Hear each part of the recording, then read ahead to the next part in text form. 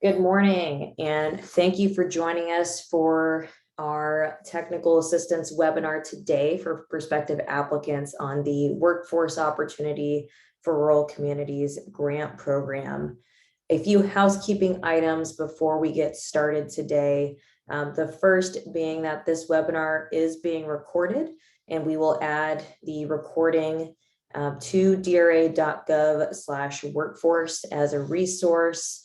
I'll have my colleague Susan, who's joining me today, add that link into the chat so you have access to that. Beyond this webinar, there are also a number of resources for the WORC grant program on that website, so please check it out. Also, it will be very helpful today if you have the funding opportunity announcement for this program during the webinar. I'm also going to ask Susan to drop that link from grants.gov into the chat so you can follow along if you don't already have that in front of you. Lastly, if you have any questions, there is a Q&A chat feature on Zoom, so please utilize that. What we'll do throughout this presentation is where it makes sense, I'll answer questions, and where it might make the most sense to answer them at the end, we'll also do so. So please continually submit questions as you have them. Any questions regarding the presentation, or if you're having any sort of technical difficulties, please drop those in the chat. I see we already have a very lively group in the chat with folks saying good morning and hello to each other. So again, thank you for joining us. I would be remiss if I did not plug our workshop that we have coming up next week. We are going to go through as much of the information as we can today about this program, but there is no replacement for attending our technical assistance workshops. We go through the funding opportunity announcement in detail. You get to hear from past work grantees about their approach to the proposal development for their successful submission. And you also get to engage with people from across the region. You have more time to ask DRA staff questions. So please register for the workshop if you haven't already. That's next Wednesday, June 8th. From 8 a.m. to 2:30 p.m. I actually think breakfast, a hot breakfast, mind you, starts a little bit earlier than 8 a.m.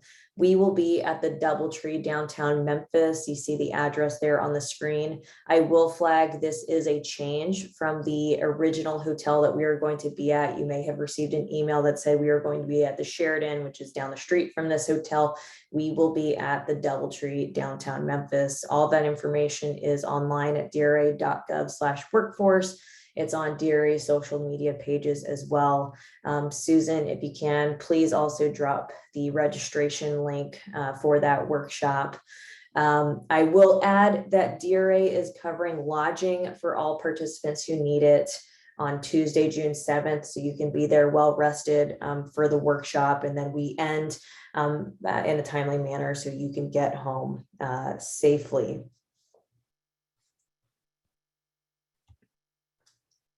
Today, you'll be hearing from me. My name is Alex Holland. I'm Senior Advisor at the Delta Regional Authority, as well as Susan Edwards, who is a Program Analyst and wears a number of other hats at DRA. She's going to plug in where I forget to mention information and also provide you with some helpful tidbits along the way. We have both reviewed work applications for a number of years and have some good experience from things that we have seen in applications throughout the process, both in successful applications as well as those who were unsuccessful, and we'll be able to point out some common mistakes that we've kind of seen along the way so that you can prepare a competitive proposal. Our agenda today is pretty simple. We're going to first go through the grant program overview. This is just to give you an idea of what WORC supports You can get a better idea of if this is something that is useful to you and your potential project that you might be thinking of, or perhaps for partners that you have in your region. I know we have a number of congressional offices and representatives also on today. So hopefully this is also helpful for some of your constituents and gives you a better idea of what projects might be able to be supported. Then we're going to dive into the funding opportunity announcement a little bit deeper, really following the scoring criteria. That's going to be the key to any applicant's success in this program is really meeting the funding opportunity announcement at the scoring criteria. Are you meeting all the criterion that is listed in the FOA? And are you addressing it well? And like I mentioned, we will be doing Q&A throughout and also at the end of this presentation. Here are some acronyms. It wouldn't be government without acronyms, and I've already said a couple. If we say DOL, we mean the U.S. Department of Labor. ETA is a division of the Department of Labor. That's the Employment and Training Administration. I will say FOA or FOA, meaning the funding opportunity announcement or the grant guidelines that we're reviewing today. WORC is the Workforce Opportunity for Rural Communities Grant Program, the program we're speaking about today. And then we might say SUD, which references substance use disorder. And a brief overview of kind of where this came to be, especially if you're new and joining us for the first time. This program has 3 partners in it, and it's in its 4th round of funding. Besides the Delta Regional Authority, the U.S. Department of Labor's Employment and Training Administration actually administers these grants and works with DRA, as well as our partners over at the Appalachian Regional Commission, to offer these grants to both the Delta and Appalachian regions. There's a total of $34.2 million this year in funding that is available, and essentially that is divided evenly between the Delta region and the Appalachian region. So around 17.1 million will be devoted to projects in each.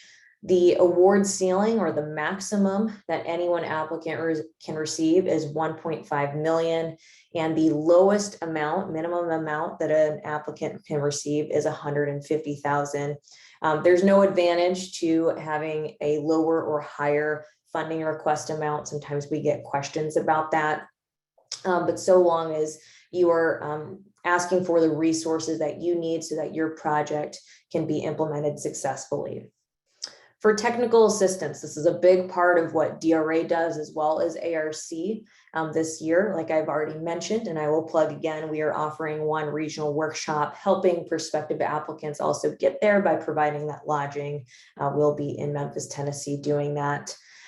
We also are offering 2 webinars, this actually being the 2nd webinar. We also participated on another webinar with the Department of Labor, and that is can be found on Workforce GPS. That link is also available on our website, and some information, including the transcript from that webinar and the slides, is available.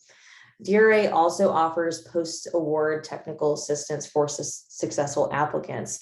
This is where we bring together work grantees, as well as those who have been successful through DRA's Delta Workforce Grant Program, bringing you guys together in peer exchange workshops to learn from each other, to hear about projects, challenges with implementing projects, partnership development, other funding opportunities that might be available. And we like to get you all together in person, and then also to offer some one-on-one technical assistance throughout the year to help you get through your period of performance, whether that be working with the Department of Labor's federal project officers who generally manage these grants, or just working through some issues on the ground. Obviously, over the past couple of years, we've had some challenges with the pandemic and being able to, transition from in-person to virtual. Hopefully, we are going to be having less issues with that in the future, but those are the types of technical assistance resources that DRA tries to offer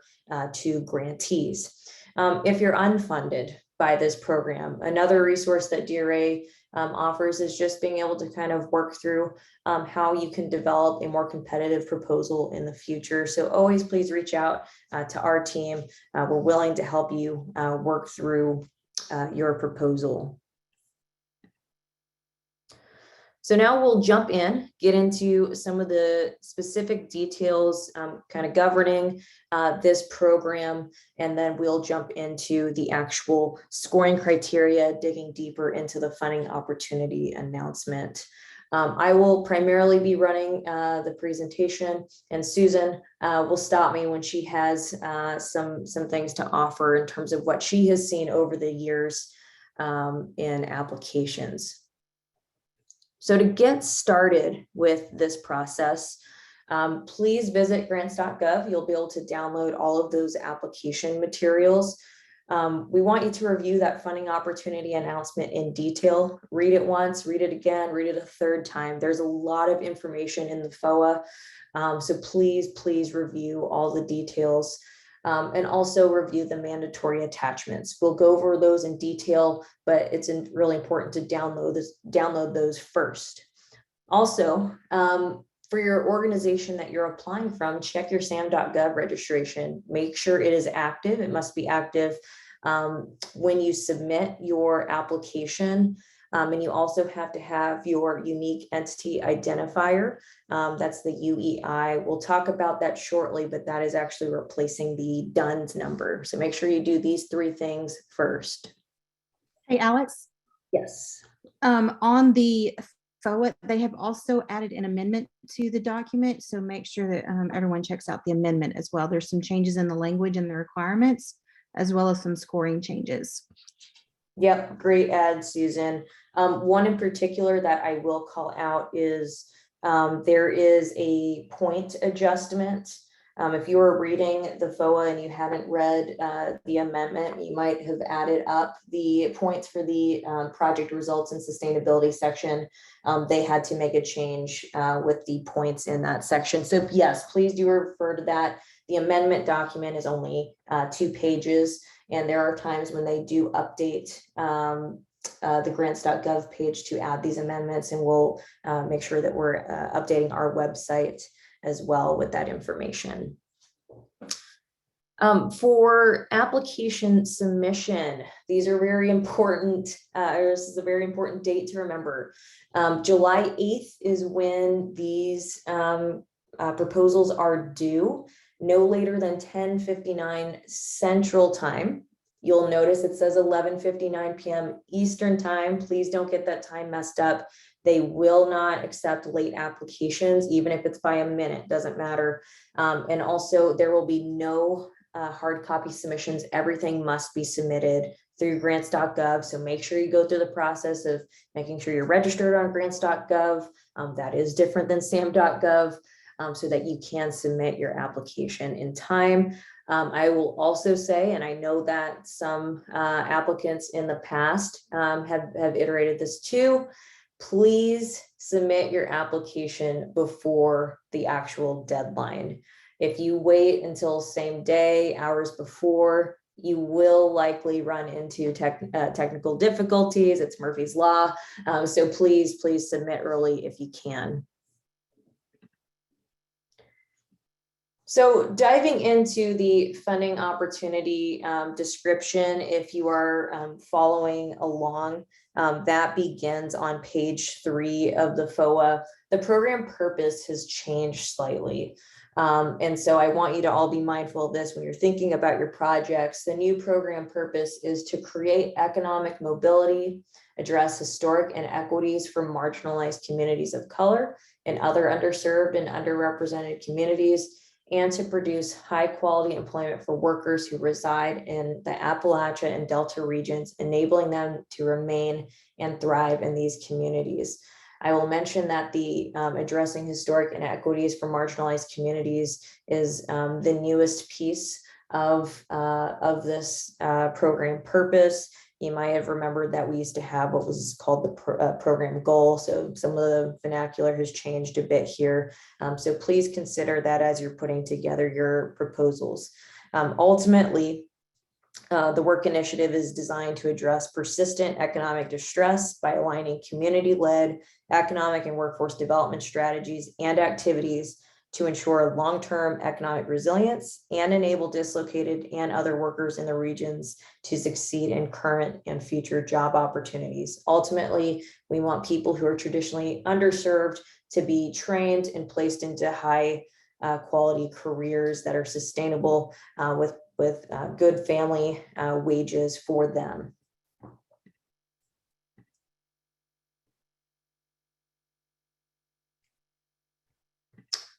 A little more information on the awards. So as I mentioned, 34.2 million is what is available this year in its fourth round of funding. The budget range is 150,000 to $1.5 million. Funding is a grant. There are no loans provided in this program. So I just wanted to make that clear. Again, about 17.1 million will be allocated to the DRA region, with the other half going to the ARC region. The period of performance is no more than 36 months or 3 years. DOL anticipates projects will be able to start September 15th, 2022. So that's this year. This period of performance must include all necessary implementation and startup activities. So there's no wiggle room with that 36 months, other than if you get towards the end of your project. They do sometimes allow for a 1-year no cost extension, but it is recommended that we try to get everything done within that 36 months. And so when you're planning in your proposal, what that looks like, please plan for a 36-month period of performance. There is a very, very long list of eligible applicants, and this list on the screen is actually not exhaustive. There are a few more that are listed, but we tried to capture as many of the eligible applicants as possible. So you'll see everything here from state and local government to our workforce development boards, regional development organizations like local development districts, HBCUs, nonprofits, with or without 501c3 status. I want to point that one out in particular. It doesn't mean that you lack any sort of status. It might be that you have a different 501c status. So it can't be a nonprofit that hasn't been established, if that makes sense. So, but this is a pretty broad range of applicants here. I will note labor organizations or labor management partnerships, I believe, is one of the newer ones that was added to this list, but pretty broad range. Essentially, so long as you're not for profit, you are eligible to apply. For this this year, this has changed. In the past, we have always required collaboration or engagement from other partners. You're going to notice a slight change this year if you're familiar with the program. You do need to have at least 2 employer or industry partners that will be served by this project. So these are they are prioritizing this year employers that offer jobs with family sustaining wages, benefits, and opportunities for advancement. So please consider that within your project. You can always have more than 2 employer partners, especially if they're engaged in any sort of training or curriculum development or job placement services. The other partner that you'll need to have is at least 1 public workforce system partner. That can be a state or local workforce development board. It can be an American Job Center or a similar training provider. And then you also need 1 community-based organization. And what they're really wanting to see is a community organization that will help ensure that there's local participation and input in the planning and implementation of all grant activities. You will notice that it says documentation must be provided as evidence if the applicant entity represents the latter 2 partners described above. What that means is if you are a local workforce development board, for example, you're a public workforce system partner and you are applying for this grant, you don't have to include an additional one. You just need to include documentation that shows that that is what you are, and therefore you are foregoing having an additional partner collaborating with you. Same if you're a community-based organization, you don't need to get a second community-based organization as a partner. You're absolutely welcome to, but you don't have to. You just need to provide documentation indicating that you are one or the other. Employers can't, for-profit employers can't apply, so that is not applicable to the first partner. Can you give an example of the documentation that would meet this requirement? Is it a letter? Is it letterhead? I'm pausing because I'm just referencing the FOA very quickly because this is a new feature.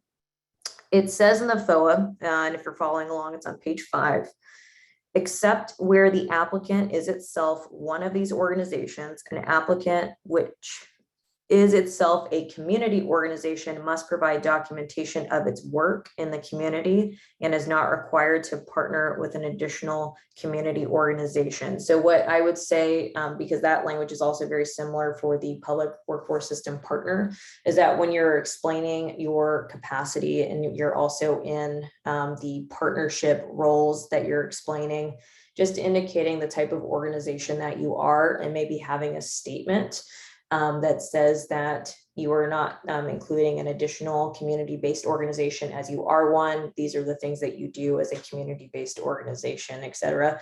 It's not showing that we need to have a letter of documentation.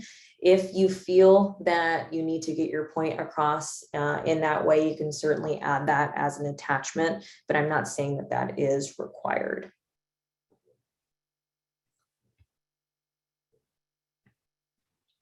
Thank you.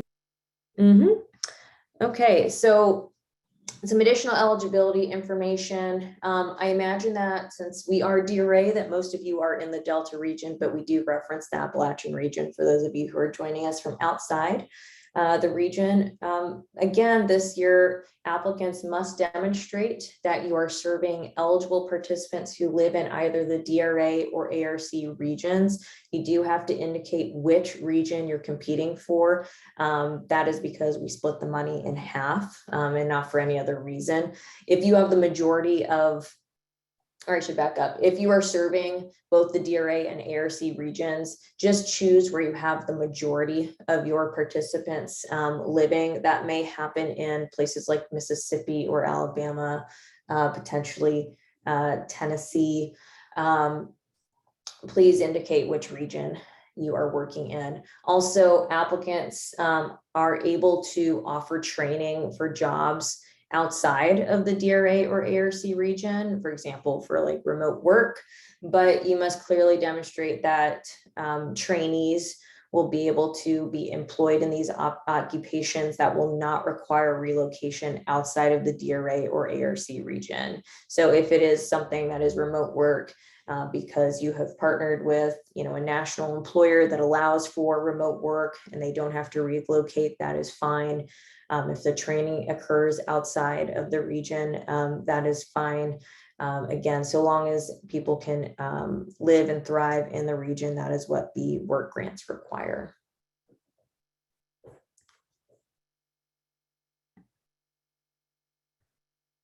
This is the list of application screening criteria. And the easiest way to boil this down is if you do not have this information, then you will not be considered for review. So please make sure you meet this.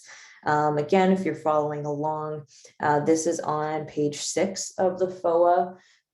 You must meet the deadline submission requirement. So submitting through grants.gov on, by July 8th, no later than 10:59 p.m. Central Time. You as the applicant have to be eligible based on the requirements within the FOA. All of your application documents must be saved within the specified formats that are mentioned in the guidelines. Your SAM registration is current and is also reflected in your SF 424 or that application for federal assistance. You must have your application for federal assistance. Your funding request must be between $150,000 and $1.5 million. Your SF 424 must include that you are either in the DRA or ARC region, or rather your regional designation. This is a new feature to the application. In the FOA, it specifies which line that you need to add this on, which it is line 15 under the descriptive title of the applicant's project. That is in the screening criteria, that information. So please use that as a checklist. You also have to have your unique entity identifier, or the UEI, on your SF 424. That does replace the DUNS number, and you'll see that reflected in the Amendment 1 that Department of Labor published on grants.gov. Your SF 424A is your budget information form. You have to have your budget narrative, and you have to have your project narrative. So before panelists even review your application, this is something that the Department of Labor, the grant officers will look at your application. They won't read it. They are literally just checking off, do you meet all of the criteria listed here, meaning that you submitted these things or that you did these things. Then you get to move on to the review process. In years past, we have had applications that have not moved on because they forgot something within the screening criteria. So please use this as a checklist. Susan, I'll pause if there's any questions or if you want to add anything else.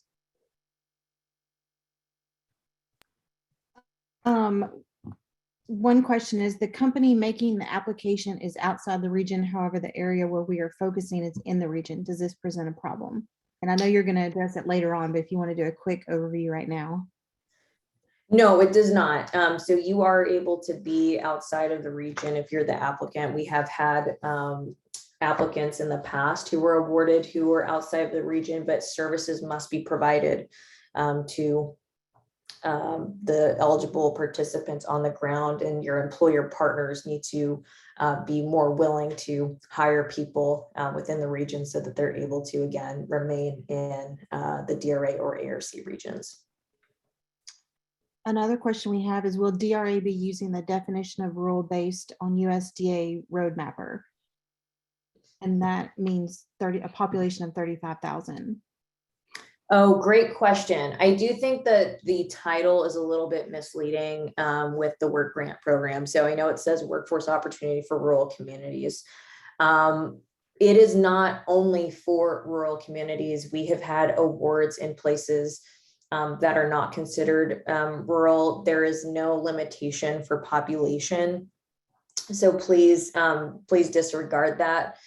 If you are rural and that's kind of part of your story within your proposal when you're describing your community's needs and challenges, go ahead and use that if you'd like, but you don't have to be a rural area to apply for this grant. Okay. And another question we have right now is, can a WIB provider be one of the employers? Ooh, that's a really good question.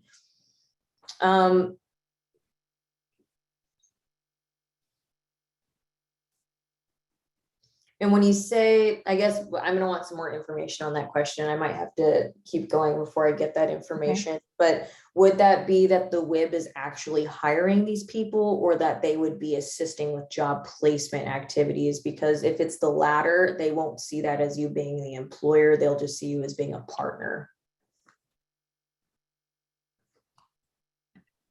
I'll wait for some more information on that, Susan, and you can just flag it for me later.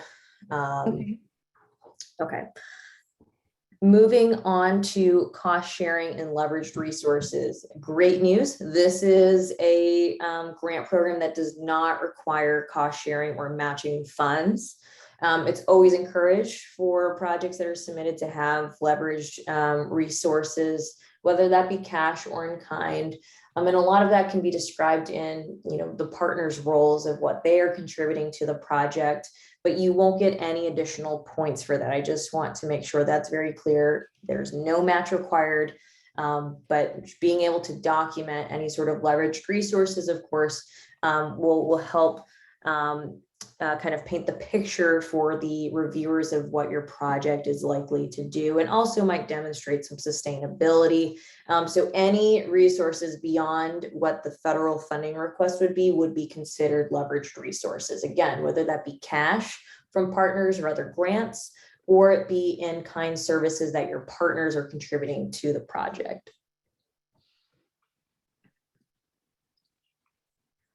For the number of applications are submitted, we don't generally see any issues with this, but I do want to mention that only one application from each organization will be considered for funding.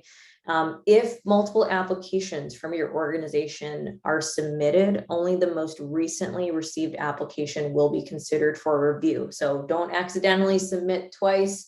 Only submit one application from each organization.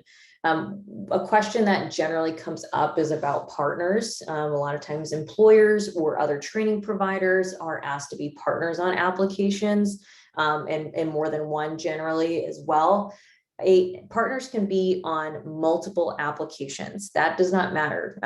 Of course, they want to be able to demonstrate that they have capacity to offer services in the instance that, you know, all of those applications are awarded, but they are able to be on a number of applications. So don't worry about partners. It's only for that applicant organization that this limitation exists.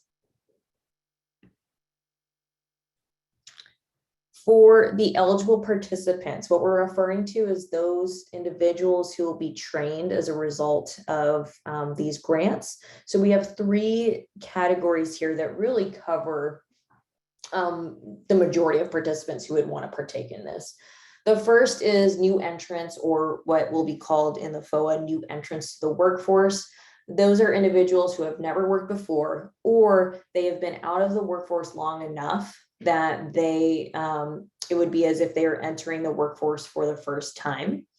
We've got dislocated workers, and those are individuals who have been terminated or laid off, or have received notice of termination or layoff from their current employer. This might also include those who have been self-employed but are now unemployed. And then lastly, we have incumbent workers, and those are individuals who are currently employed. So current workers who just need training to secure either full-time employment, to advance in their careers, or to retain their current position if in the case that they don't have the skills to remain in their position. So we kind of cover a number of participants within these three categories, but it's very, very important that you mention one or more of these eligible participants in your proposal. In the following slides, I'm going to go over this in more detail and to the extent that I can within our time constraints today. But these are the eligible activities for this program. I will mention that this program is unique from many Department of Labor programs or Employment and Training Administration programs because of the last bullet that you'll see at the bottom. And I'll go through that in greater detail in a minute. But essentially, this program allows for the purchasing of equipment and also to make renovations to facilities. There's no new construction that's allowed, and that's very typical in Department of Labor grant programs, but they do allow you to retrofit facilities and purchase, you know, large equipment, small equipment, whatever that is needed to facilitate training. You just have to make sure that you're able to communicate how those things will facilitate training and demonstrate that that will be able to take place as a result of the grant.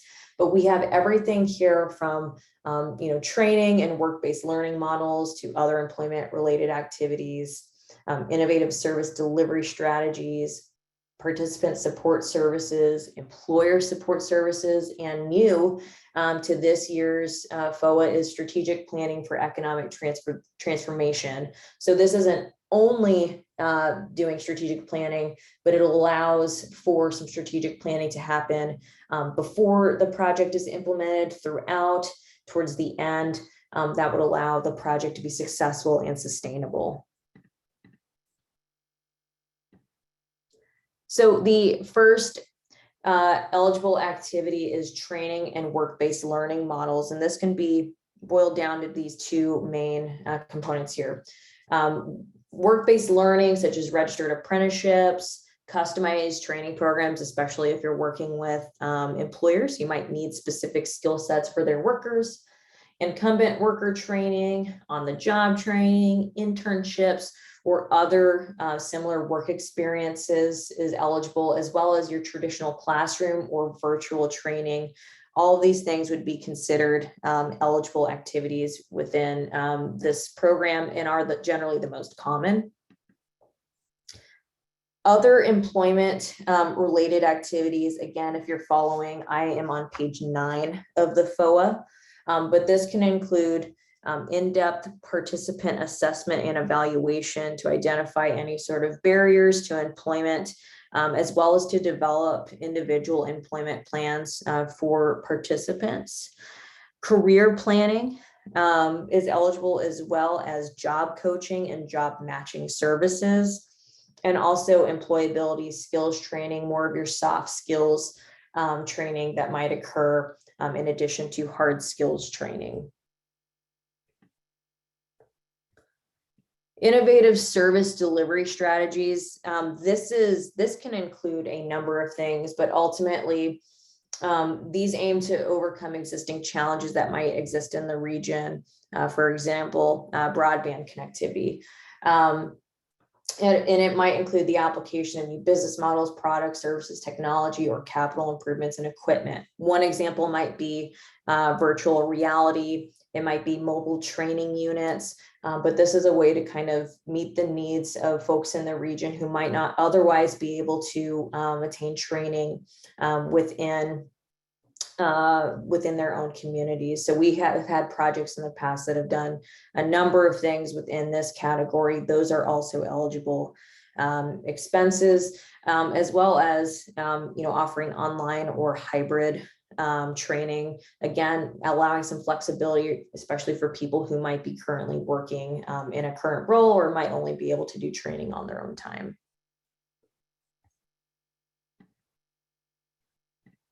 Participant support services also provide a pretty large range of activities here that are eligible. This is essentially allowing people to participate in career and training services so that they can gain employment. That might include assistance with transportation, child or dependent care, housing. It might be related to counseling or mental health services. Stipends or wages or other incentives to allow individuals to participate in training, any sort of equipment or supplies that might be needed for an individual's training, purchasing books, for example, or tuition or laptops. All of those pieces are eligible, and there's a pretty long list. It's not exhaustive, but it's a long list on page 10 of the FOA. And so grant recipients are able to offer those support services to participants that are engaged in the training program or through the partner organizations that they might be working with.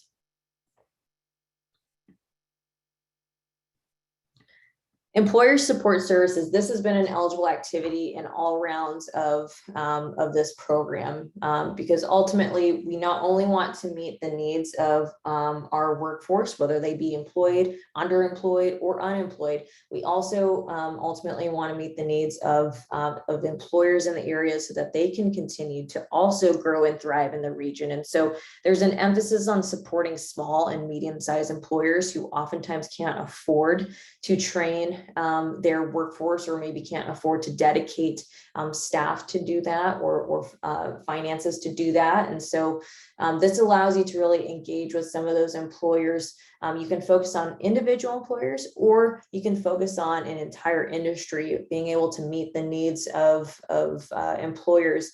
One example might be that you have a number of employers in manufacturing who might need welders. If that is part of your training program, you might not be meeting the needs of just one or two employers. You might be meeting the needs of a number of employers in the area who will be able to then hire those workers. It's really important to consider what roles the employers can also play other than job placement. Maybe it's they're assisting with some of the training themselves. Maybe they're assisting with curricular development if that's part of this project. Maybe they're providing some mentorship services, allowing individuals to see what the job looks like before being hired at a particular employer. So something to consider for employer support services. As I mentioned, this is the newest feature of eligible activities for the FOA, strategic planning for economic transformation. This includes everything from, that kind of kickoff convening of community partners and leaders who are part of this project, really helping you, develop a vision and operationalizing the grant that you put together. I think you all know, especially if you've been successful in attaining either a work grant or other grants, that getting the applications submitted, while it is difficult, it's not actually the hard part. It's being able to take that and implement it with the right partners on the ground. So this kind of gives you some ramp up time if you want to include this in your proposal.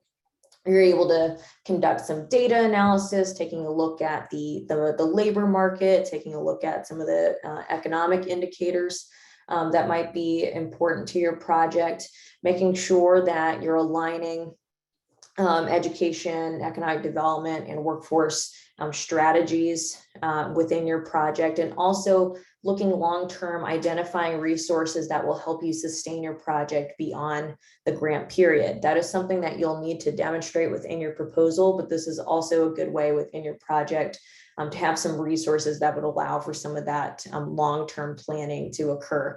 There's no more than $100,000 that's allowed for planning activities. And again, you cannot just apply for a planning grant. This is planning that is incorporated in your project implementation. And lastly, purchasing equipment and making renovations.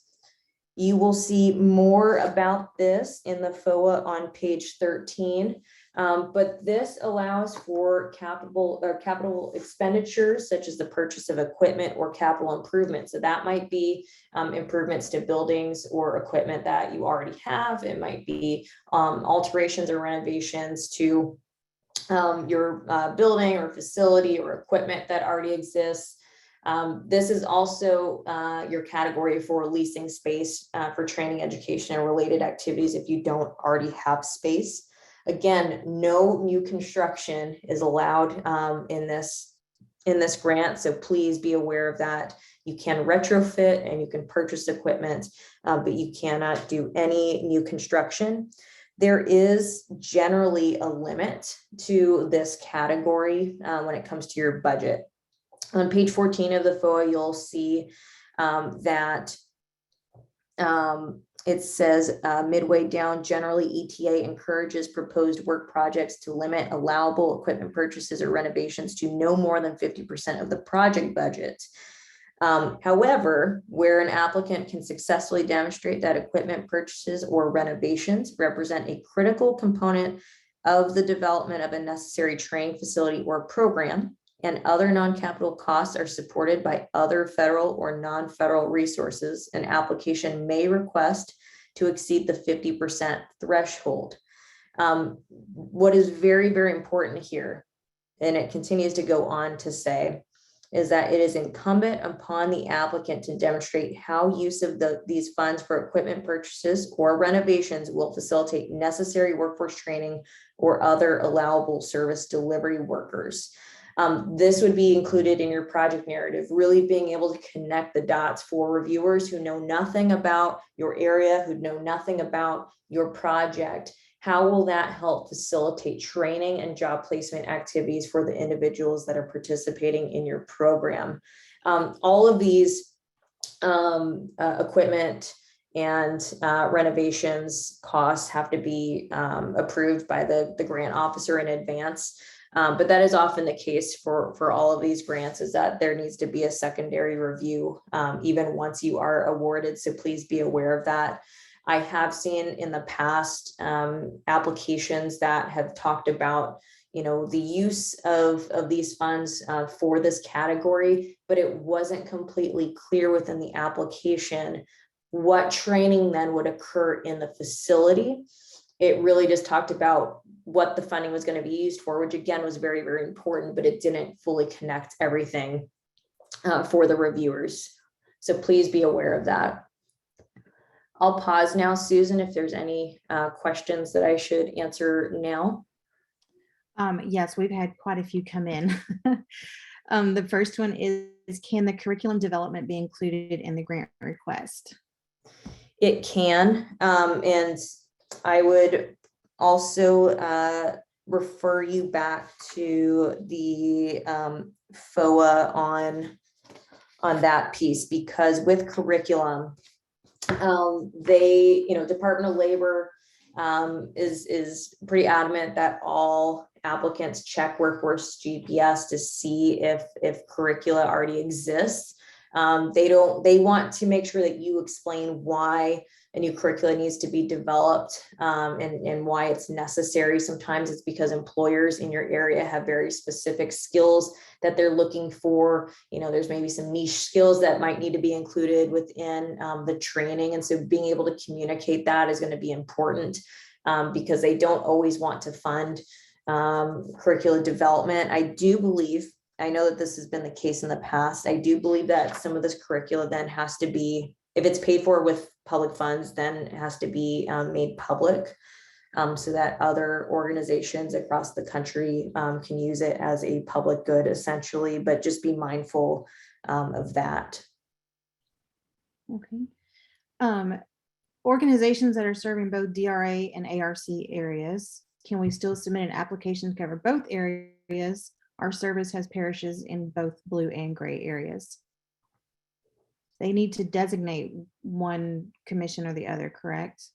Correct. And I will say, that map that was included is only the DRA region. So anything that was in gray is actually not the ARC region. They have a different region. So I just want that to be understood as well. But yes, you must indicate one or the other. So if you were to serve both, wherever you have the majority of your services occurring, I would select that region. Okay. And this question we'll cover more in detail at the end, but newbie question about application logistics. Can we upload images and/or video, and are there character limits to text? Yes, I'm about to go through that in a minute. When it comes to videos and images, if you were to put that in as an attachment, it's not necessarily going to be scored. And I'll say the majority. There are some maps that need to be included. And I'll talk about that in a minute, but there are page limitations and you do not get a lot of space. So I just want you to be aware of that. Anything that's hyperlinked as well within your proposal, the reviewers are not actually able to click on it and go review it. Your content has to stay within the page limitations unless otherwise noted. Okay. If your renovation and equipment costs are included in the budget and the grant is awarded, does that suffice as prior approval? That is a great question. I know it maybe was confusing the way I explained it. You can be awarded and selected for funding, but as you're going through the grant agreement process with the grant officers at the Department of Labor, that it is actually on the awarded applicant to then work with the Department of Labor to make sure they have prior approval to make those purchases, especially if they're above and beyond 50%. There's also right now, a lot of federal agencies are also going through a Buy American executive order that was put out. There's been some guidance that equipment infrastructure projects, for example, need to be American made goods and services. So one other thing to flag, I'll have to look in the details to make sure that's also included in this one or included in a future amendment. But that does not suffice as prior approval. I know that is confusing, but it does not. Okay. Our community had only one daycare that recently closed its doors. The building is available for purchase. The lack of available daycare in our county is affecting our workforce. We are looking at the possibility of opening a daycare. We are a CAH and RHC. Can this endeavor be funded by this grant? No, property acquisition is actually prohibited. So if you were to use funds to purchase the property, and again, I cannot stress enough that the grant activities do have to facilitate training individuals and job placement activities or career services activities. That is very, very important within this grant program. Okay. For the secondary review and pre-approval on projects that include building retrofits and/or equipment purchases, is there an expected length to that process? Should we add a month, 3 months more to the project to allow for this step?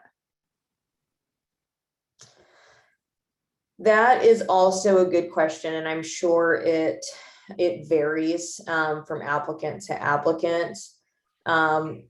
If you were looking at that 36 months, it might be good to build in a little bit of cushion on those earlier months to allow you to ramp up.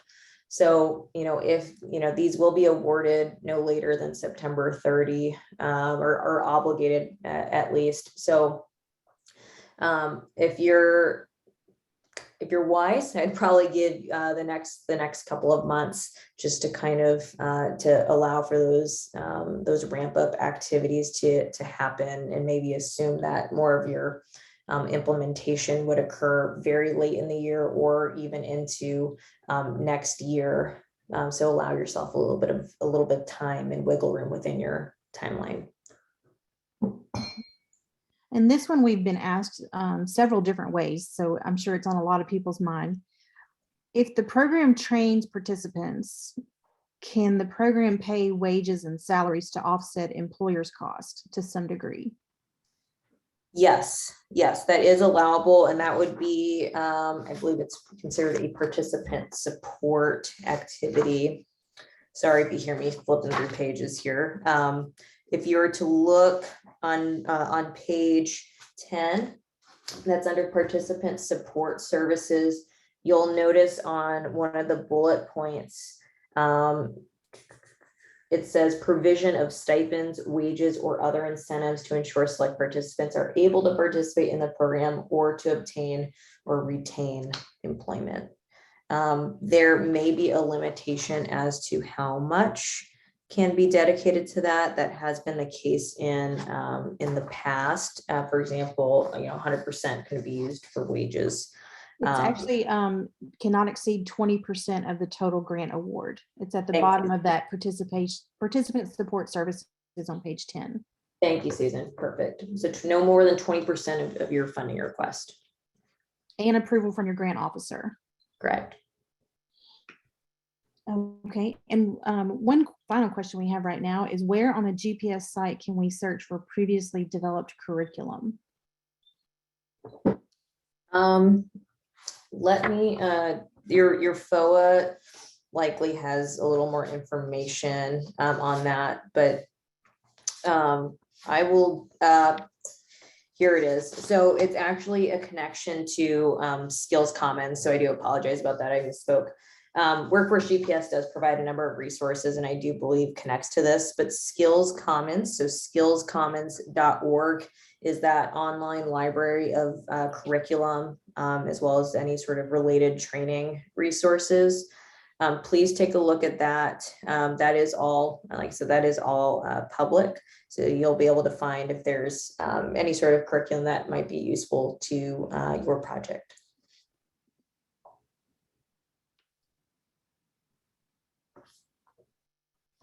Are we good to move on, Susan? Here's one that just came in and then we'll move on. Would emerging workforce training be an allowable workforce activity? I'm sorry, can you repeat that question? Would emerging workforce training be an allowable activity? I would assume so, as like an intersector. if emerging means the employers or the jobs are not available yet, that gets a little bit tricky, because ultimately the purpose of the program is to get individuals trained and then get them employed. And so if there's no sort of real opportunity for employment, it might be viewed as speculative, speaking from just, kind of from the perspective of the FOA. So I would just be mindful of that. Okay. And I think we're good to move forward. Great. Okay, so we have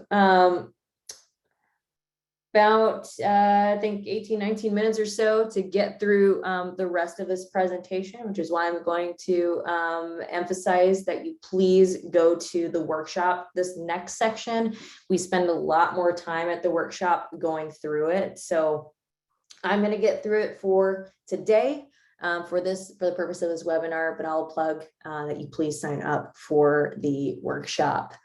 So we'll just jump right in. So the application submission, there's 4 main components that you need.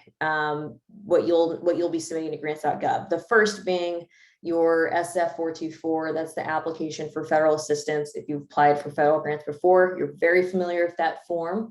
If not, please, again, download this from grants.gov. It's pretty self-explanatory, but if you need assistance, please reach out. Your project budget, which will be composed of your SF-424A, that's your budget information form, as well as your budget narrative. You will then submit your project narrative, and then there are attachments to the project narrative that I'll discuss here in a minute.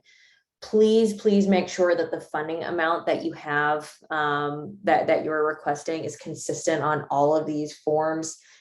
If it's mixed up anywhere, it will be very confusing for the panelists, and you'll probably lose some points on the budget and budget narrative component. So please make sure you take a look at that before submitting.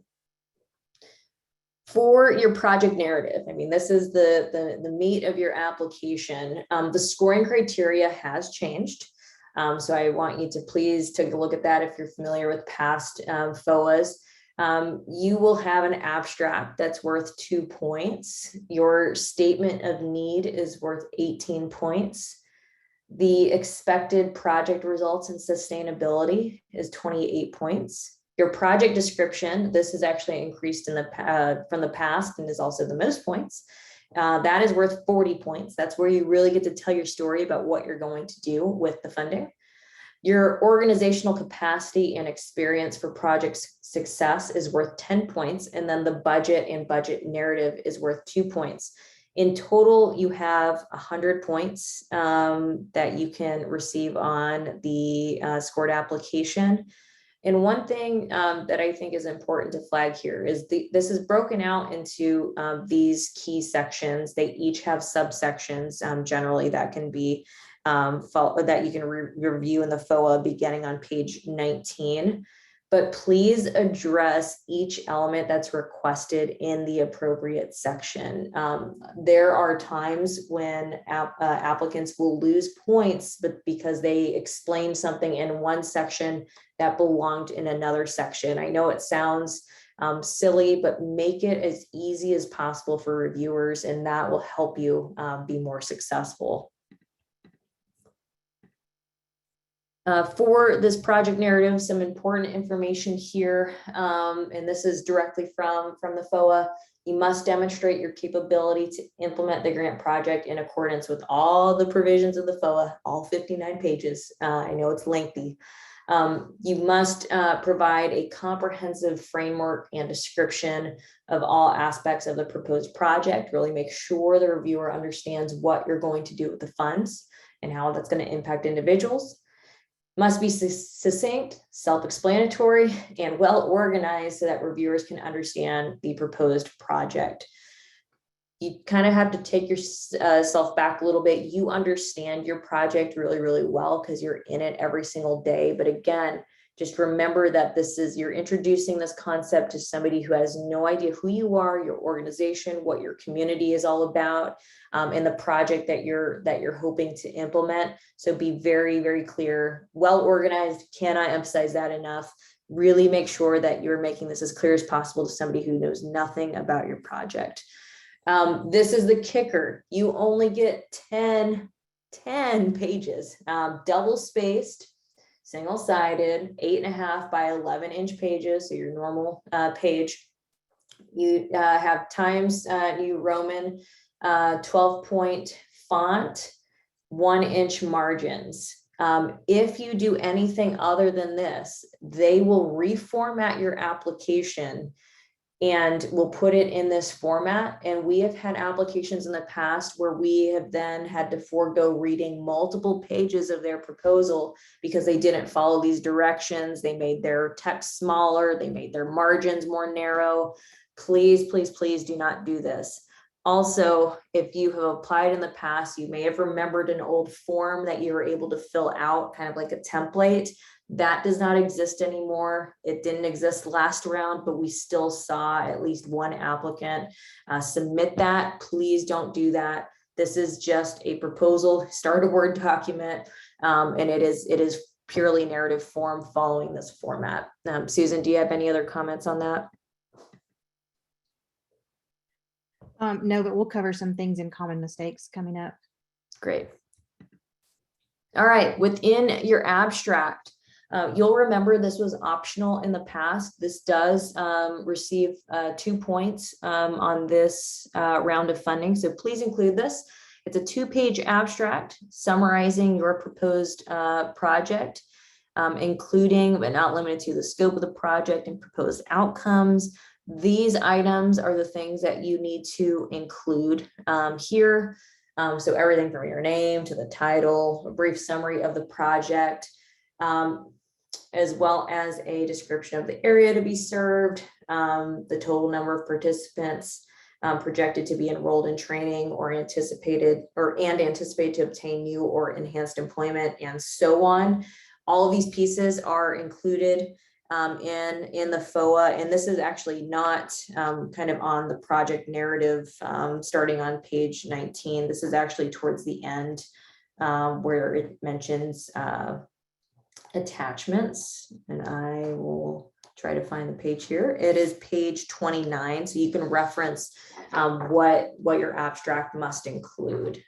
I will make a note later about what does not impact your 2-page limit, which you'll notice this does call for a couple of maps. So please submit your abstract. Your statement of need this year is worth 18 points. And that includes a number of items here. First being the description of the area to be served and identified challenges. This is where you get to tell the reviewer about your community and the area that is being served by this project. So if you want to receive full points, please add any sort of documented challenges that might be evidence-based for the area to be served. So it might be your unemployment rate. It might be educational attainment, including population is always helpful to just get an idea about the area. And then also include some other pieces about the high quality employment outcomes that the proposed project will provide to participants as a result of the training. So some of the things that you might include, or a way that you might describe this, is employment opportunities that offer a living wage, showing that we're connecting them to high quality careers, employment that offers benefits, that allows them to climb a career ladder, if that makes sense. So that's kind of giving everybody an idea of what's going on in the area. Also, demonstration of inclusion of energy communities. It is 4 points. This is an administration priority. So please do not be discouraged if you are not in a community that is eligible for being what is an energy community. You're going to have a lot of areas that are not, but if you are working in that area, you will get 4 points. The page 20 and the FOA, as well as page 21, will give you a little bit more information on how you can designate yourself an energy community. Another administration priority is demonstration of inclusion of persistent poverty communities. And that would mean, to receive full points, that you need to include or identify at least one county or parish meeting the definition of persistent poverty, and also naming the state in which your county or parish is located. In the FOA, they actually list out all of those eligible persistent poverty counties and parishes. It starts on page 54, so you don't have to do any digging. It's already there. Persistent poverty does have a specific definition, so it's not one that you can make up or define on your own. So please reference that for those 2 points. A description of the workforce needs. That's essentially identifying information on current or expected workforce needs of employers or industries in the communities that you are serving in your proposed project. That will give you 2 points, and then your target population will give you 4 points. That's where you do need to identify the type of individuals that you will be serving, making sure that you mention one of the eligible participant categories that we identified and discussed earlier. Also identifying and defining historically marginalized individuals or communities that might be included or prioritized in grant activities and outcomes, why those individuals were chosen for this project, and demonstrating how this population or how serving this population will address any inequities and other barriers that might have resulted in their marginalization historically. Susan, any questions before I move on? Are WIOA performance indicators part of the quarterly reporting for work participants? That is a question that needs to go through the Department of Labor. We do have their contact information at the end. I don't want to speak to what those quarterly reports require when it comes to WIOA, but they'll be able to answer your question. That's okay. Jennifer McHenry. Susan, if you want to include her email address later. I'll add it to the chat right now. Great, thank you. That was a lot of information. And like I said, come to our workshop so we can go through it even deeper. But the next main section is project results and sustainability. And so this is how the 28 points are broken down. We've got expected results with 12 points, long-term benefits, 8 points, achieving the work initiative purpose for 8 points. And something that's very, very important in this section is that you must include the number of participants obtaining new or improved employment outcomes and the total number of participants expected to be enrolled during the grant program. And that means enrolled into training during the grant period. Some additional details for each of these sections, because they're all a little bit different. Expected results are essentially your anticipated outcomes and or outputs. And so here's a good example of what those might look like. This is how the FOA breaks it down. So if you want to use a similar format, you're welcome to do so. But examples of an activity might be that one apprenticeship program was developed, and the expected results might be that 100 workers or trainees were awarded an industry recognized credential or obtained increased wages after training. So just being very clear and succinct on this is important. Also, identifying or quantifying these results will be very, very important to your success in this project.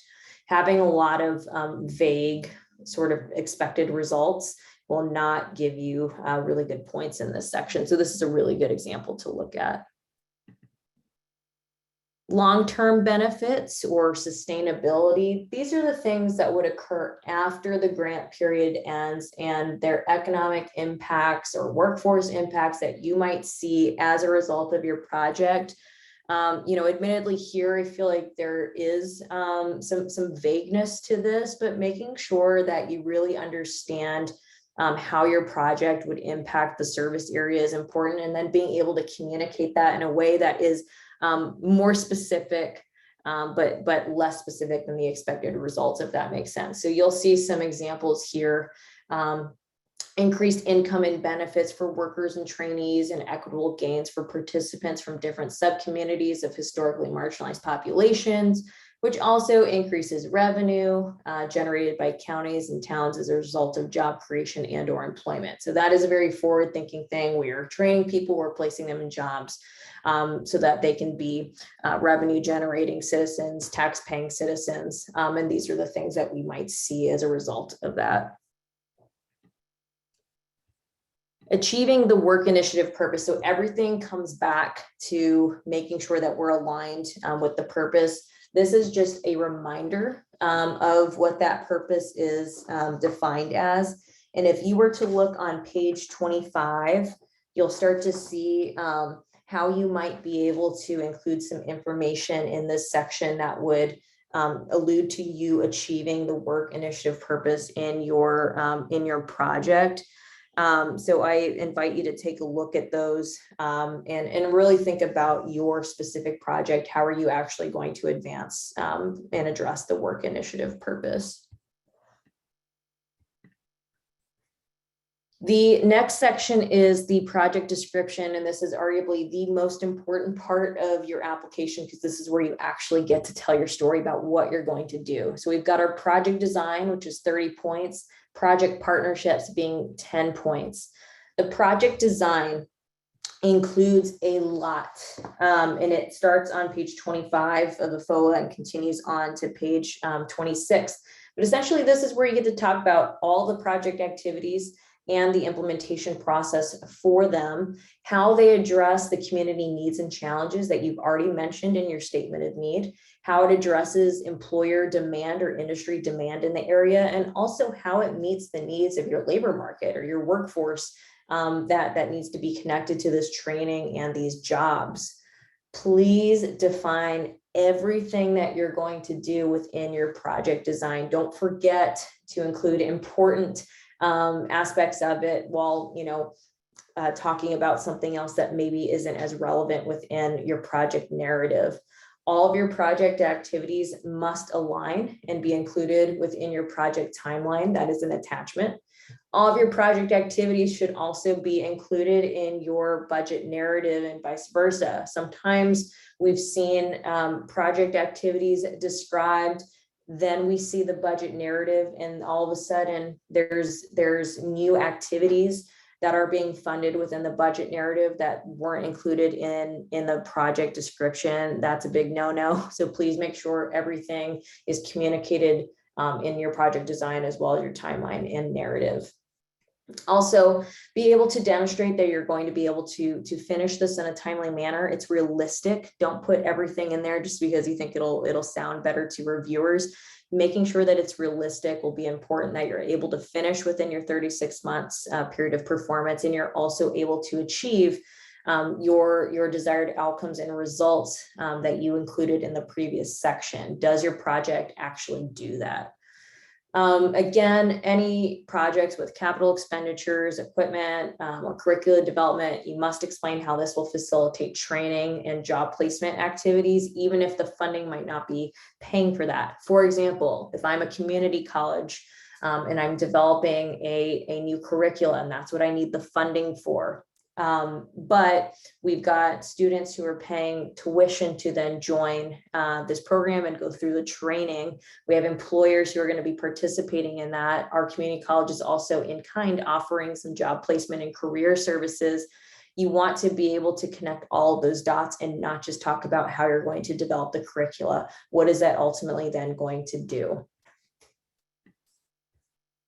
For the project partners, this is worth 10 points. I think this should, keep this as simple as possible. Make sure you name each partner, including the location, basically where they're located, city, state, their role in the project, any committed resources in alignment with the project that they may have. Project sustainability, meaning that they have some sort of long-term commitment to the project, that they're going to continue to stay engaged, longer than, let's just say a month. They're staying engaged with you throughout the period of performance, as well as hopefully beyond, because they've benefited from this engagement. And you do need to have supporting documentation in the form of a letter, or a letter of need, or a letter of engagement. I do want to address that you don't want to have form letters from these partners. Make sure they're able to describe how they're going to engage in the project in a meaningful way. That'll go a long way with reviewers. The other thing I'll flag is you don't want to just name a ton of partners. Who are the most important partners that are going to be part of your project? Include them. Organizational capacity and experience for project success. This has changed from past FOAs. It's worth 10 points. This gives a lot more flexibility now in allowing the applicant to describe how your program team or organizational team, partners, and others who are in or are part of your project have the capacity and expertise to carry out the work, and also to achieve outcomes for the proposed project. So there will be on page 28, you'll see a number of ways that you can describe this capacity and experience. Attachments that you will need are past performance documentation, only if applicable. For example, if you received a Department of Labor grant in the past, being able to include that form will just show that you have some past experience. This is not required. I want to be very clear about that. Do not just get discouraged if you don't have that documentation. We will likely have less organizations submit that sort of documentation. We'll probably have more who do not have it. That has been very clear in years past. This does not eliminate you from consideration. It's just if applicable. So it's an optional piece of documentation if you have it. What is required is your financial system risk assessment information. If you've applied for this before, you will recognize that form that is required, and it is on page 41, 42, and goes on through 43. Just fill that information out and submit it. And then the last thing that you'll need here is work experience, for example, like a resume or job descriptions for positions that are going to be included in this project. So if you plan to hire, please make sure you include a job description. If you're demonstrating capacity within your organization, maybe providing resumes or CVs or some other form of proof or evidence of work experience to demonstrate capacity will be important to include. Those are required attachments. We're almost done. We're almost done, guys. Budget and budget narrative. This was much more, or this section was more points in the past. Now it's only 2 points. Please include your SF424 and your SF424A. Those are very standard forms for these grant programs. That is part of this, but making sure your budget narrative has all of the sections that are required. You'll see that listed to the right. Please be specific, please be detailed. The FOA goes into detail as well about what you should be including in these sections. Sometimes we see budget narratives that are not as comprehensive as they should be. Really, that's not page limited. So please be very, very clear about what the funds will be used for. So more detail is good. The asterisks there by construction are because you should have that say 0. Even if you're retrofitting a facility, that is not considered construction. You will put that in another category. Do not have anything listed under construction. The required attachments to the project narrative, your abstract is something that you'll need, and we discussed this earlier. Again, please reference the FOA for what is included in the project overview information that is referenced here. With strategic alignment, you'll remember this from the past if you've been involved in this program at all, but this is where you must align your project with strategic plans. I'll go over those in a minute, but please be aware that the strategic alignment element, as well as the regional designation, meaning the maps that you'll need to include in your abstract, that doesn't count towards the 2-page limit for your abstract. So please be aware of that. The plans that you'll be aligning with, if you're applying for DRA, is DRA's Regional Development Plan 3, that's the plan in the left. Your DRA state plan, so the service area where you'll be serving the most people, use that state if you're serving more than one state. Please review that plan, align with the elements of that plan, as well as your WIOA state plan. Same thing here. If you have the majority of your service area in one state because you have a multi-state project, please use the state where you have the most service area. All of these plans, links to them are on dra.gov/workforce under our resources. So please take a look at that website for more information. And then these are the requested attachments to your project narrative. So we've already gone through some of these, but I want to flag a couple that we haven't. Your indirect cost rate agreement. If you have a negotiated indirect cost rate agreement, your NICRA, please include that form for your indirect costs. If you don't and you elect to use the de minimis, you won't need that form because you don't have one. Your project timeline, again, is also detailed in the FOA under these attachments. A little more information is provided on page 31, but you must show those key milestones over the entire 36-month period of performance. So please do so. The rest of the attachments we've already gone through, so I won't harbor on them again. The applications are reviewed using this process. Like I mentioned previously, if you don't have all of the screening criteria, if you don't pass that, your application will not go on to be reviewed. So please be mindful, that's in section 3C1, the application screening criteria. Check those boxes like it's a checklist. Applications, once they are, they go through the screening criteria and they're approved, they're then reviewed by a panel of 3 individuals. DRA staff generally participates on these review panels, and then there's 2 others for each panel that are not DRA related and are oftentimes not from the region. These are then scored individually against all the elements within the FOA as it is shown in the scoring criteria. Again, anything above and beyond outside of the project narrative not included within the scoring criteria will not be considered.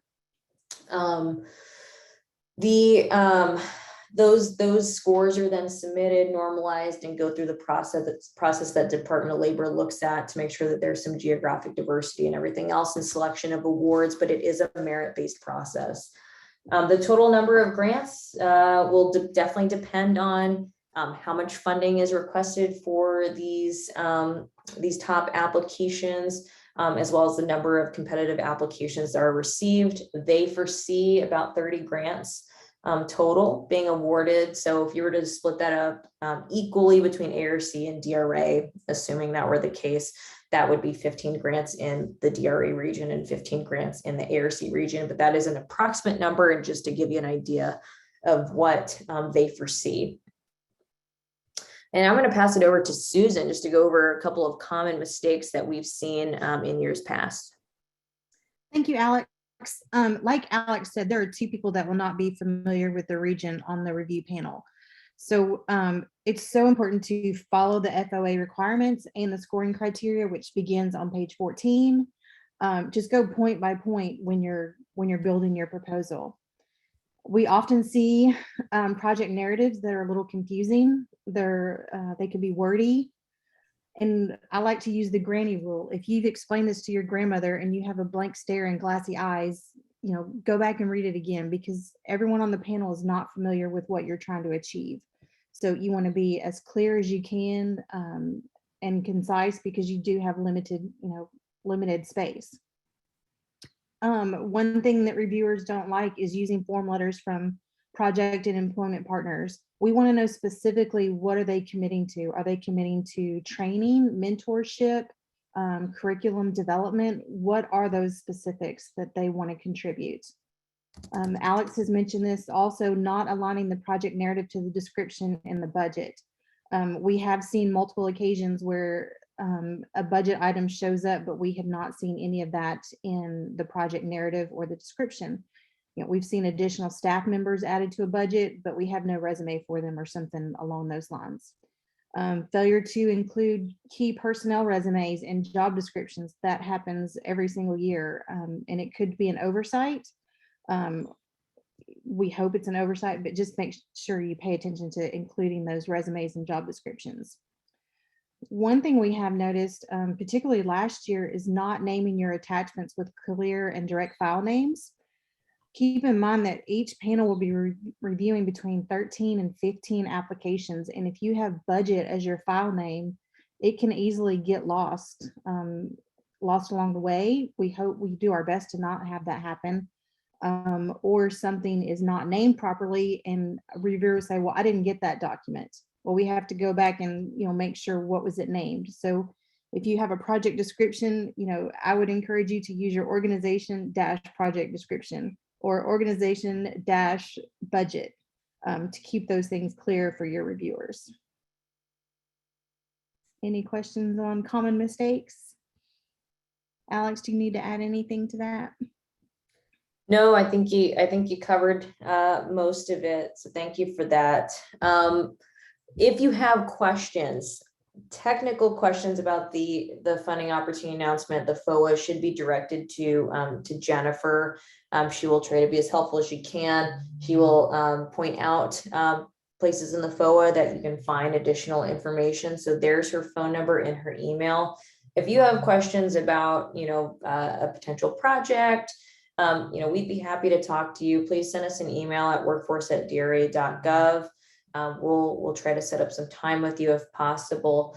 But I cannot reiterate enough to please register for this workshop. Actually, it's very important that you register today if you're wanting to come and you need lodging.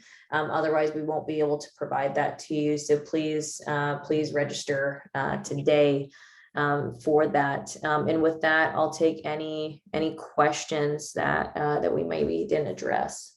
We do have a couple. For renovations, will the grant pay for architects or engineer designs?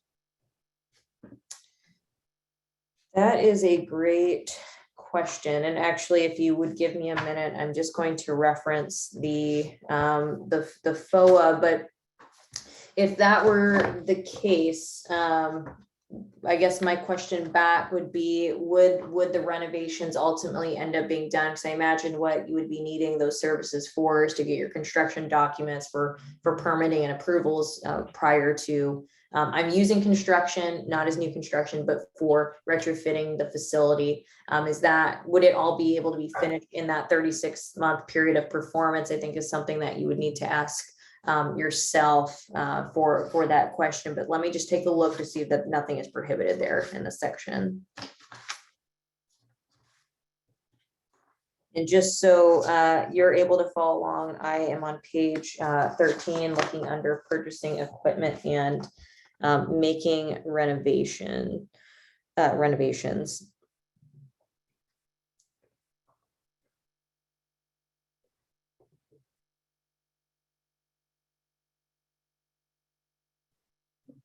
I don't think I'm seeing anything that would not, I don't think that would be unallowable, but I would ask that you reach out to Jennifer, and I'll go back to that page here.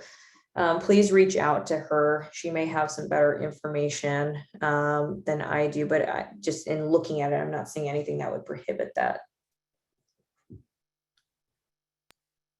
Okay, and here's a question we've been asked a couple of times.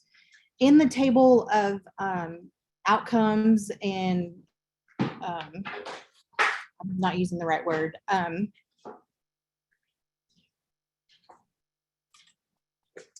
just totally drew a blank. I'm so sorry.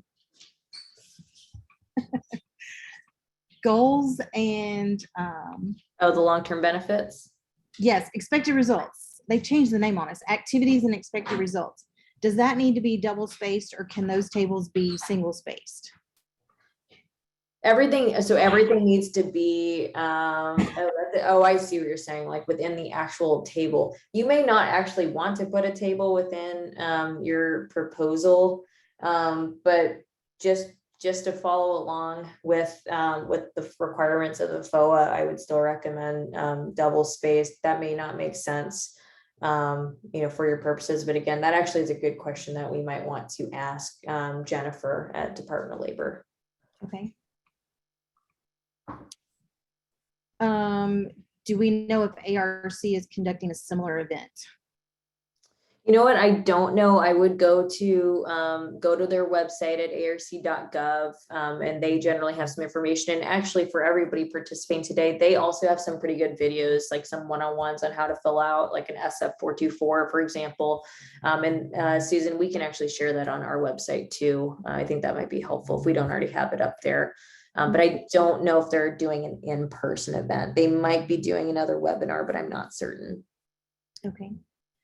And also just to reiterate, if you were an early registrant on the workshop, it did say the Sheridan downtown. We've had to have some venue change because of unforeseen problems. So we're at the DoubleTree downtown. And hotel confirmation information will be sent early next week. And those are all the questions I'm seeing. Awesome. Well, we will sorry. be sharing this. We'll be sending an email out. It'll probably be tomorrow that has this slide deck, the recording, and resource links that we've mentioned along the way. Susan, I have a question that says, remind me, how do we register for June 8th? Can we add that in the chat? It's also at dra.gov/workforce. You'll find that link, registration link on the website as well. Yes, that link is already added in the chat, and we will be sure to include that. Well, I'll do everything I can to get that email out today that shows that registration link, but it's on the website at dra.gov/workforce.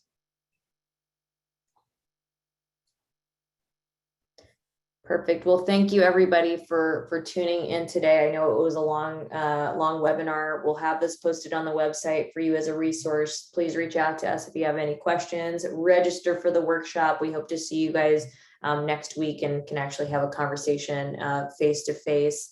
If you need anything in the meantime, workforce@dra.gov is the best email for you to use. dra.gov/workforce for additional resources.